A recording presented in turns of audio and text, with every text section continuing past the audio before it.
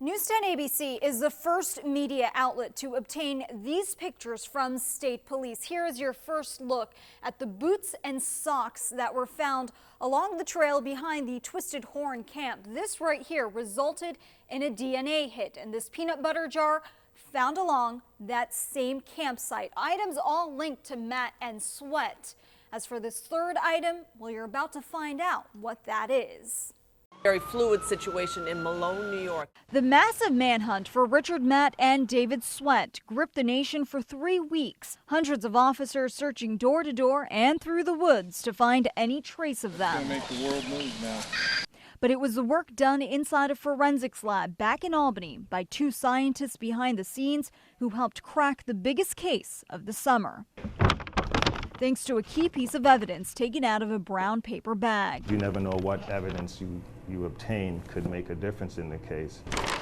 But before you find out what's in this bag that helped police capture one of the convicts, There were many items that came in that morning. let's start with a clean slate. Forensic scientist Peter Lewis was responsible for testing some of those items. That week, it was just a lot of analysts staying late, coming in early. 2 of America's most wanted fugitives were on the run for about a week. Lewis was back in the state police crime lab, swabbing, testing, and analyzing. One of his first items, not so glamorous. Some fecal matter that was collected from one of the camps. Something that was found in the woods. This is how we would normally receive it. Cheryl Moorhead worked in the same lab. Oh, there's stains on this. And here, that's always a good thing. I got a call Saturday evening saying that they'd observed some individuals leaving a campsite and that they were submitting the evidence as soon as they could. That campsite was here in Owl's Head, New York in Franklin County. But at the time, there was a heavy search focused near the Pennsylvania border here in Friendship, New York. The search had moved south.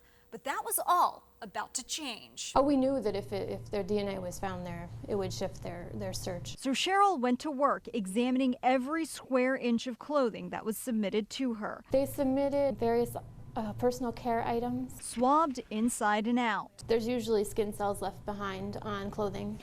Julie Pezzichetti is the director of the biological science section. I've been here 20 years, the first time that I've ever seen DNA used to find people. She says within 12 hours, they had a DNA confirmation for both Sweat and Matt, matching the samples Cheryl took to DNA profiles of the 2 convicts. We had DNA on evidence that matched both David Sweat and Richard Matt, which was huge.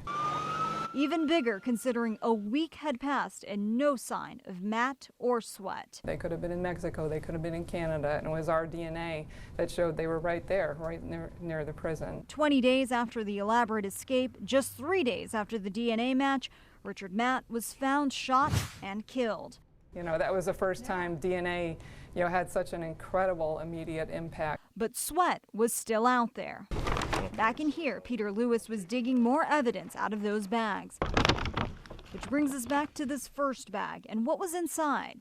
One of them was a bag with the salt and pepper shakers that she explained to me that they were used to mask the scent of the dog.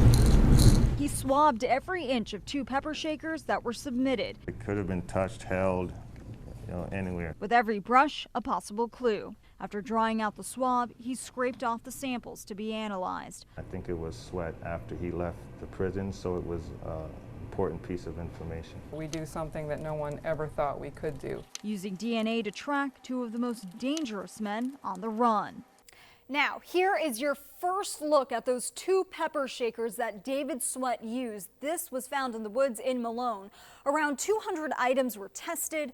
The payroll records indicate the hunt for Matt and Sweat cost more than $1 million a day. So time was of the essence here. People doubted that they would be able to find the results so quickly, but their DNA was actually trial quality, meaning analysts verified and then a second analyst confirmed. And they had those results again within 12 hours. For now, I'm in the studio reporting. Trishna Begum, News 10 ABC on Fox 23.